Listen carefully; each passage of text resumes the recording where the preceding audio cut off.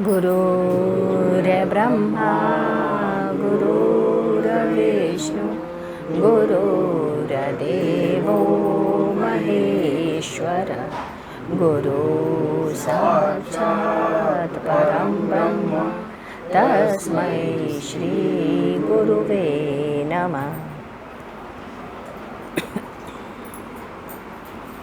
आइए अब 2 अप्रैल सन 1993 में पढ़ते हैं। 2 अप्रैल सन 1993 शुक्रवार। आज 9 दिन नवरात्र का पूरा हुआ। उसके बाद हवन सकुशल संपन्न हुआ। हवन के समय अचानक ही गुरुदेव ने आवाज़ दी कि कुछ लोग बिना पैर धोए बैठे हैं। उनकी इस वाणी पर 2-3 लोग जल्दी जल्दी उठकर गए और पैर धो करके आए।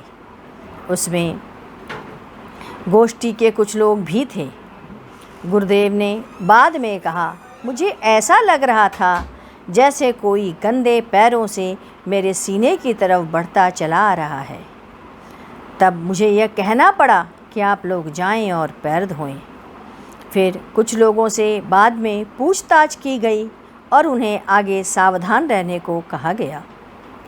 इसके पश्चात 3 अप्रैल प्रातःकाल चरणामृत लेकर माल्यार्पण, दोपहर को भोजन बना, वही हम सब लोगों ने प्रसाद में ग्रहण किया। गुरुदेव, शनिवार था, आज थोड़ा अनमयस्क भी थे। सोच रहे थे जाएं कि न जाएं, कपड़े उतार नहीं रहे थे। लेकिन कुछ देर के बाद उन्होंने अपने वस्त्र उतार लिए। मन और चिंतन को उनके भला कौन जान सकता। इसके पश्चात 4 अप्रैल रविवार। आज रोशन जी का हवन हुआ। प्रातःकाल भगवत चर्चा के समय गुरुदेव ने कहा था, नगवा वाले महापुरुष ने एक बार कहा था, अपनी उंगली जमीन में घुसा दें तो पाताल लोक से लोग बिलबिलाकर बाहर निकल आएंगे। इतने शक्तिधर महापुरुष थे वे। सोनू ने पूछा, क्या पाताल लोक में जीवन है? गुरुदेव ने कहा, हाँ, राजा बलि तो अभी भी हैं। वे अमृतत्व को प्राप्त हैं। आज की गोष्ठी में प्रमोद बता रहे थे कि मेरी माँ यानी प्रमोद की माँ की तबीयत खराब चल रही थी। वह अपने गांव गए तो देखा हालत ठीक नहीं थी। सो सुबह डॉक्टर को दिखाएंगे ऐसा कह के वहीं रुक गए। प्रातः पूजा कर रहे थे कि भाई ने दरवाज़ा खटखटा किया। बाहर आए। पहले तो ध्यान नहीं दिया, परंतु पुनः आवाज़ आई तो बाहर आए। देखता है कि माँ की तबीयत एकदम ही बिगड़ गई है। जैसे हालत बाबा की थी, ठीक उसी स्थिति में माँ की हो गई। मैं दौड़ा गांव के एक डॉक्टर को ले आया। उसने देखा, उसने दवा लिखी। हमारे पास दवा नहीं थी, जाकर बाजार से लाता हूँ, ऐसा कह कर के वो चला गया। उसके आने में 2 घंटे लग गए। इधर मैं सोचने लगा अब क्या करें। गुरुदेव का ध्यान करने लगा। रोने जैसा हो गया। बाबा की तरह कहीं माँ भी न चली जाए। इस छोटे भाई का क्या होगा, मेरा क्या होगा। तब मैंने हवन की राख जरा सी निकाली और पानी में घोलकर माँ को पिला दिया। उसके 10 मिनट के बाद ही माँ में सुधार आना प्रारंभ हुआ। माँ ठीक हो गई। जब तक डॉक्टर आता तब तक माँ 75% ठीक हो चुकी थी। डॉक्टर को भी बड़ा आश्चर्य हुआ। 25% रोग को ठीक होने में 4 से 5 दिन लग गए। दूसरी घटना जो उसने बताई, गांव की ही एक आदमी को बार बार मल त्याग हो रहा था। उसको भी उसने हवन की राख जो मांगी तो मैंने उसको दे दी। उसका मल त्याग उसी के खाने के पश्चात बंद हो गया। अब सभी लोगों में उस हवन के राग की महत्ता बढ़ गई। तीसरी घटना भी थी। एक बार उसका छोटा भाई खेत में मल त्याग कर रहा था। उसने देखा एक सजा संवरा सा घोड़ा उसकी तरफ दौड़ता चला आ रहा है। वह घबरा करके उठ गया। फिर उठ करके दूसरे खेत में जा कर के उसने मल त्याग किया।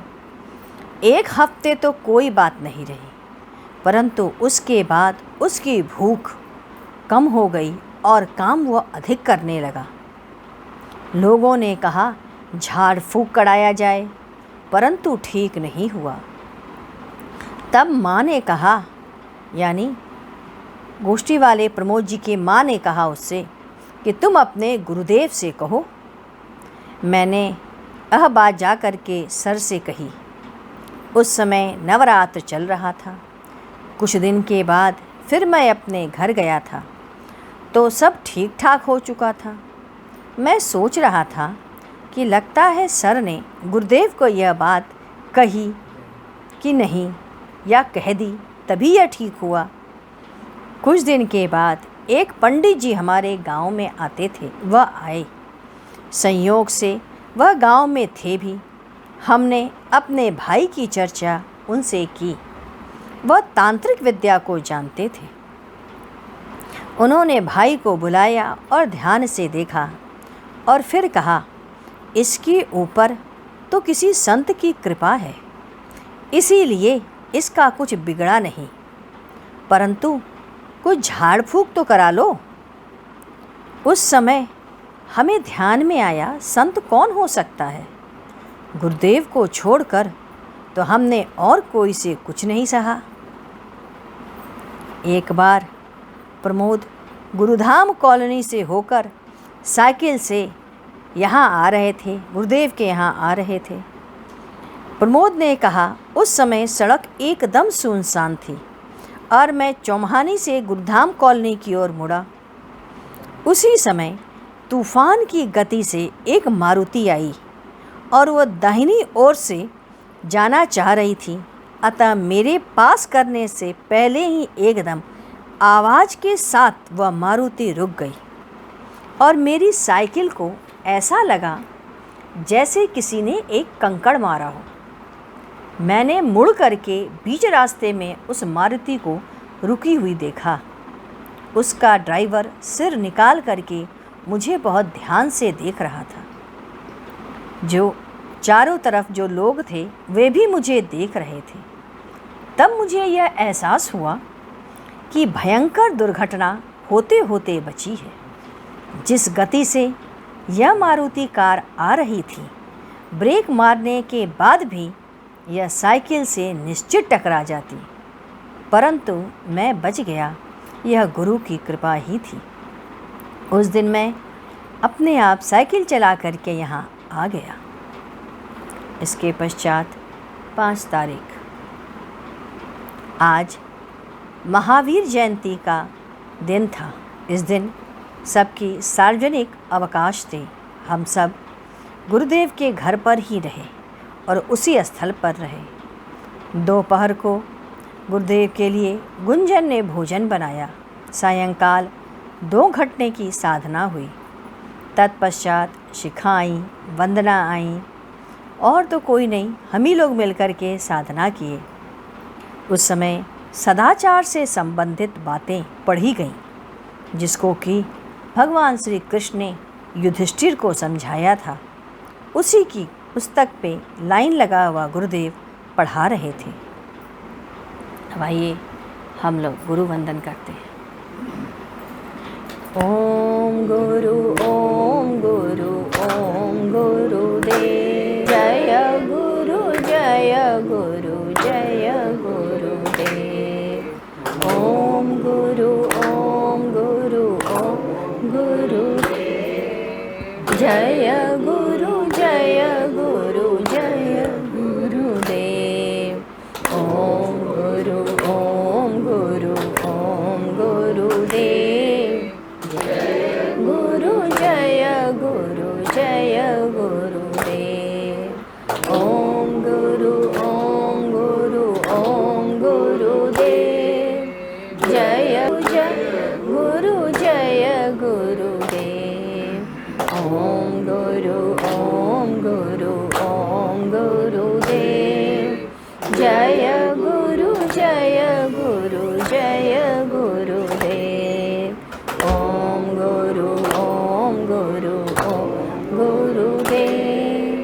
जय गुरु जय गुरु जय गुरुदेव। बोलिए सद्गुरुदेव की जय। सद्गुरु तुम्हें शत शत नमन, सद्गुरु तुम्हें शत शत नमन, सद्गुरु तुम्हें शत शत